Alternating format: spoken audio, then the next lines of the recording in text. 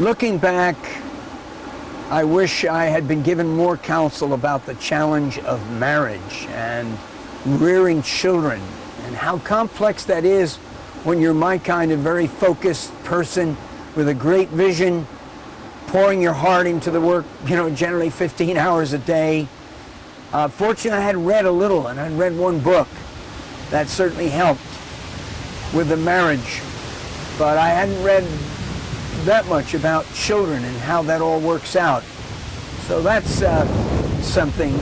Also, if someone could have shown me in the earlier days the biblical balance between faith, prayer, and fundraising.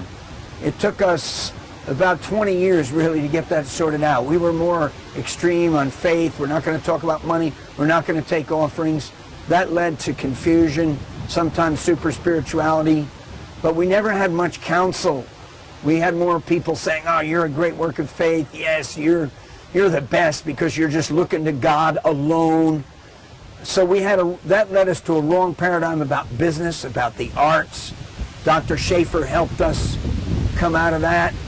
And I wish we had had more advice about how easily legalism comes in. Legalism followed by judgmentalism, followed even by full-blown Phariseeism. So I wish we had a little more counsel. But in fact, the church in the early 60s, many churches were still very legalistic, and that wasn't my initial background, but that became my background.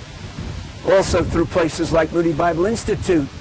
I see it not as a harsh legalism, but as cultural baggage that we had to, and Europe certainly helped us, we had to throw off in order to be more effective and have a more contextualized, culturally sensitive approach, because our biggest target area was the Muslim world.